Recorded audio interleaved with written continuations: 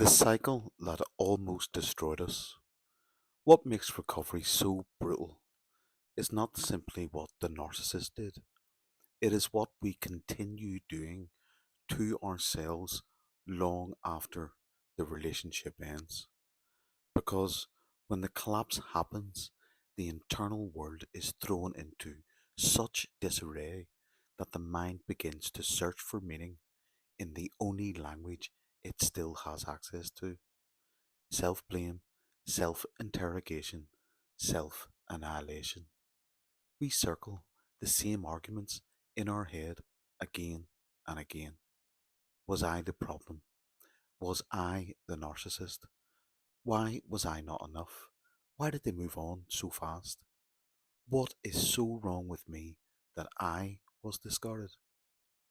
But what we call obsession is not obsession. It is the self supplying self state trying to stabilize us in the only way it knows, by trying to make sense of something that never had sense to begin with. This is what no one tells survivors. When the narcissist collapses internally, they project that collapse outward. When survivors collapse, they turn it inward.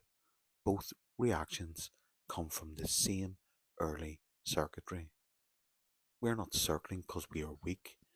We are circling because we fell fully into the deepest layer of the mind, the pre-verbal unconscious somatic layer, the realm of ASR3, the shadow reflex, where the body remembers what the mind cannot express.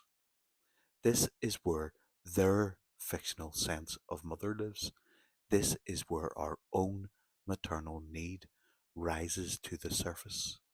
And this is where the bad object, the annihilating, rejecting internal force, and the good object, the internal sense of safety and attunement, start to fight for dominance. And because the narcissist psychically deadened us to turn us into an internal object for their fantasy, we now carry their voice, their shame, their rejection, their coldness, and their absence. Not because we are them, but because the collapse activated in us the very same circuitry that once held our early wound. So we start idealizing ourselves unrealistically to escape the pain, and then we attack ourselves mercilessly because the idealization collapses within seconds. We swing between I was perfect for them and I am fundamentally unlovable. This isn't pathology. This is the internal fight between the fragments, the Redeemer trying to repair, the mute child trying to hide, the introject enforcer replaying their voice, the false protector trying to numb the pain, and the true self trying to breathe. But here is the part almost no one in the recovery space understands. The more we are told they're evil, they're demonic, they targeted you, the more our internal terror increases. Because that narrative forces the mind into omnipotent denial. They were powerful, brilliant, strategic, and I was the one chosen to be destroyed. It recreates the exact terror the narcissist lives in. It confirms the infantile belief that a powerful, punishing force exists outside us, and it prevents integration. The truth is far less dramatic and far more painful. We were not targeted, we were not hunted, we were not chosen as a sacrifice. We were caught up in a relationship that looked like a presence but was actually an absence wearing a mask.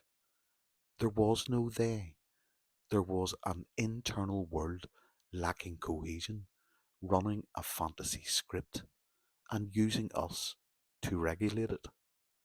And so our collapse is not a reaction to a predator, it is a reaction to losing our internal good object, the mother inside us, that the fantasy allowed us to feel again for the first time in years or decades. This is why it hurts like nothing else. This is why thinking stops working. This is why the body feels like it's dying. This is why time stops. This is why the world becomes unreal. And this is why we cannot simply move on. We were not grieving a person. We were grieving the return of an internal mother we never fully had.